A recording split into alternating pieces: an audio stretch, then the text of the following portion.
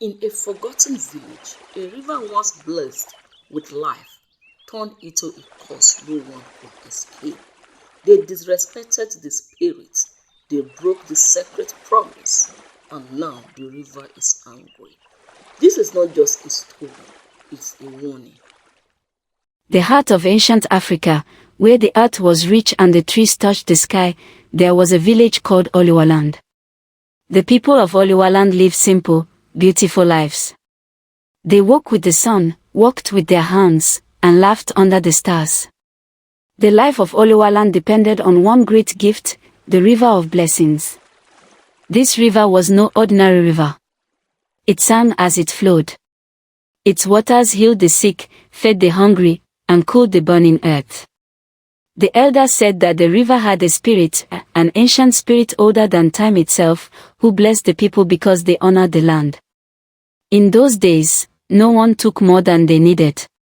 If a man caught 3 fish, he shared one with his neighbor. If a woman gathered fruits, she gave some to the children. They lived by a simple law: respect the river, respect the land, respect each other. But peace does not last forever. A man named Oduma was born into the village. Even as a boy, Oduma hungered for more than his share. When the other children picked mangoes, he picked twice as many. When they played by the river, he would shove others aside to catch the biggest fish. The elders warned his parents. Greed is a seed. If you do not pluck it early, it will grow into a tree that no axe can cut down. But Oduma's parents were proud. They thought their son was simply strong and clever. They said, "One day, our boy will lead this village to greatness." And so, the seed of greed grew. Years later, when the old chief passed into the spirit world, Oduma, now a tall, proud man, rose to power. At first, he ruled well. He repaired old homes, organized big festivals, and made promises that sweetened the ears of the people. But soon, the hunger in his heart returned. One hot afternoon, as Oduma stood by the river, he asked himself, "Why do we live so simply, when there is so much hidden beneath these waters?" He called the elders and the people together and said, "We will become rich. The river holds treasures we have ignored. From today, we will dig, we will search, and we will take what is ours." Some of the elders, gray-haired, wise ones, knelt and begged. "Please, my chief, the river is a living spirit. She gives because we respect her. If we become greedy, she will take everything from us." But Oduma laughed and shouted before the crowd, "Old tales for old fools. Who fears a river? We are masters of the land."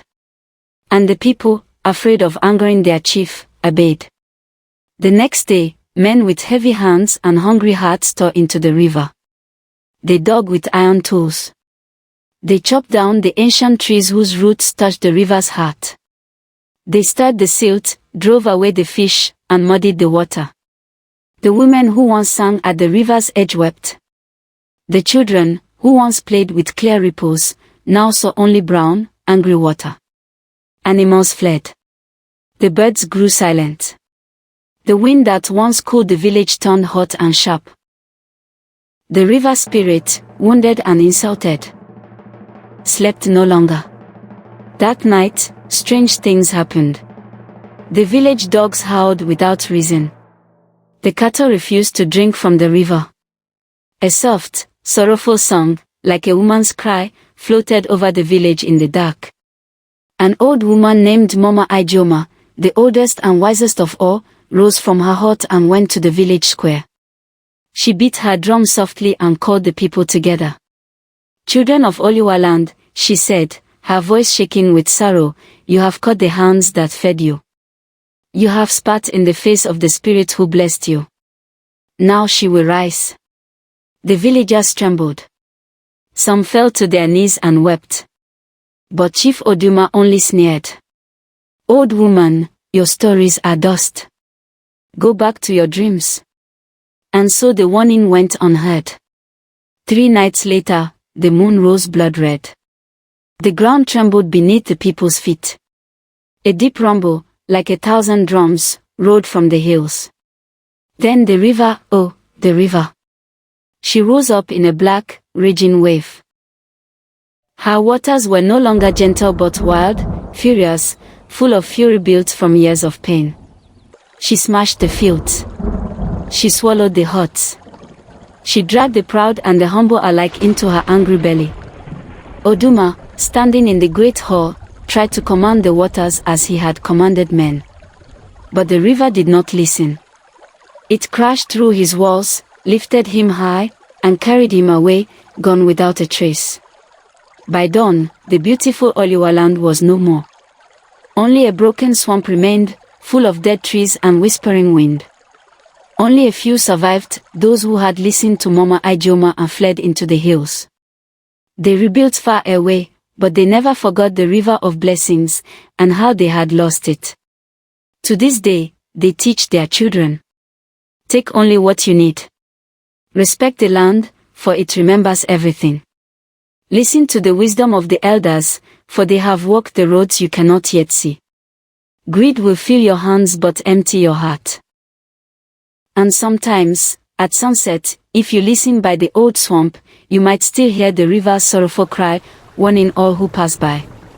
This was the story of the Cursed River, an ancient African folktale about greed, loss, and respect for the spirits of nature. May we remember that the gifts of the earth are not ours to own, but blessings to share. If you love powerful African stories full of wisdom, subscribe and join us on more journeys through the heart of Africa. Until next time.